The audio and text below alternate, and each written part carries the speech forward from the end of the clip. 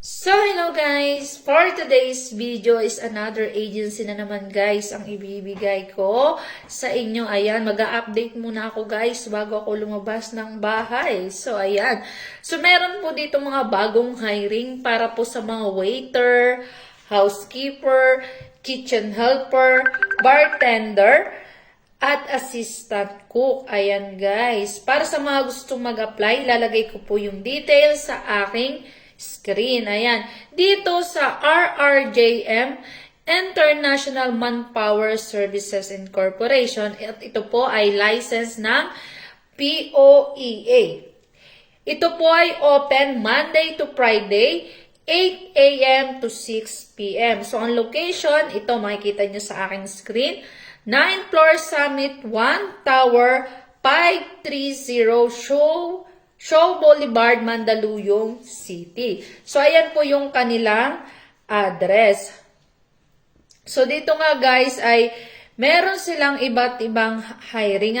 Para sa mga assistant cook, male and female din po yan. Not more than 40 years old at kahit kayo ay high school graduate or high school level, ay pwede kayong mag-apply dyan. Basta, meron kayong 3 years experience. So, ang experience dapat ay sa hotel industry.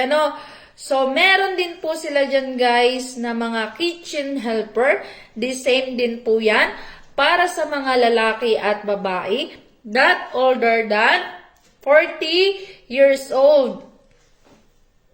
So, meron din po sila dyan guys na mga bartender. Ayan, para sa mga gusto mag-apply ng mga bartender. Same din po sila ng qualification. Babae o lalaki ay pwede kayong mag-apply dyan.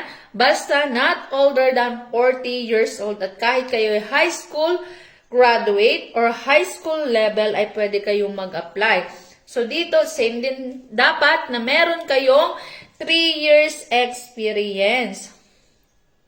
So, meron din po para sa mga housekeeper natin dyan.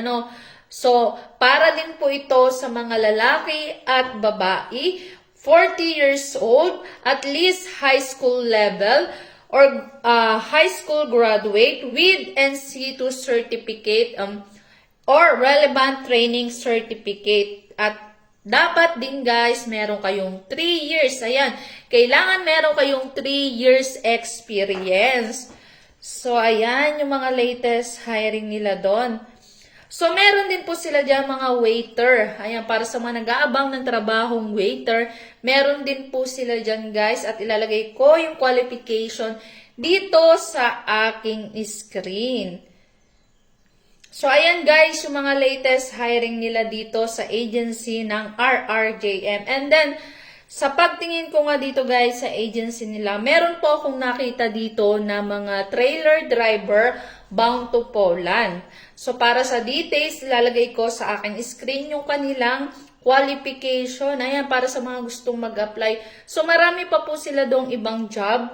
Meron din po sila mga nail technician doon, papunta Saudi Arabia.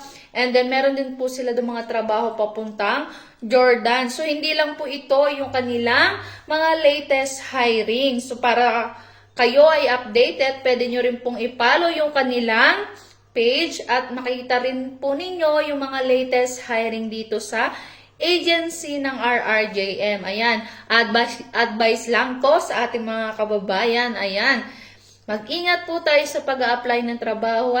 So, para ma-check nyo kung legit yung mga agency na pinag-a-applyan nyo, pwede nyo yang i-check sa DMW or Department of Migrant Workers, mga legit agency sa iba't ibang part ng country. So, meron po dyan, marami po akong binibigay na agency na pwede nyo pag-applyan na pwedeng makatulong sa inyo.